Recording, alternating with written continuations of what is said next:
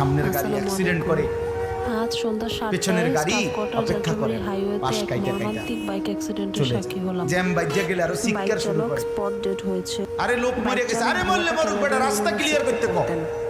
ঠিক কি না বলেন না কেন? চোরে বেটা বেটা কেডা মরছে না মরছে বেটা এর লাগি বুঝি মানে রাস্তা সবাইকে আটকায়। একটু অনুরোধ, মানে এই একটু সাবধানে বাইক চালাবেন। কেডা মরছে না মরছে আপনার মানে একটু তোর অসতর্কতা মতো এক হতে পারে মানুষ আপনার মরছে। প্রিয়জনের সারা জীবনের ঠিক কি কান্না। না বলেন না? তোর এই মতো যে এক সুস্থ অ্যাক্সিডেন্টটা ঠিক সবল এখানেই মানুষ মরছে হয়েছিল। বেটা, আর ডাম্প ট্রাক যে একটু আগে হাত নাড়তো পা নাড়তো সেই মানুষটা এখন রক্ত দিছে বেটা। ভাবতাও নাই কিসের সময় কার হাতে সময়? সবাই মেশিনের মতো যন্ত্রের মতো দৌড়ে গেছে।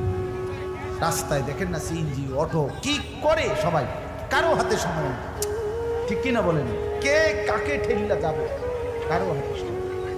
কে কার জন্য থামবে?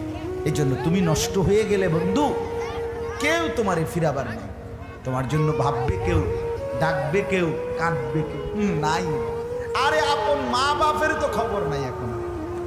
আপন বাপ সাইয়া রইছে দেখে তার ফুতে আজকে 6 বছর 9 বছর এক ওয়াক্ত নামাজ পড়ে না, এবড়া বই বই বিড়ি খায়, বন খায়, চা দিয়া ভিজাইয়া খায়।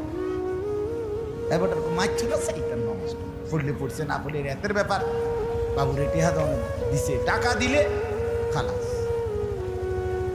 যদি সুতে টাকা দেয় বাপের কোনো অসন্তুষ্টি নেই, আর যদি টাকা না দেয় এবড়ার গজবে আল্লাহর আরশ কাঁপে।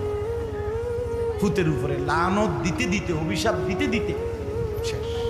কারণ টাকা দেয় না, টাকা দেয় না, পুরা গ্রাম হাইটা হাইটা তখন মানুষের কাছে বদনাম।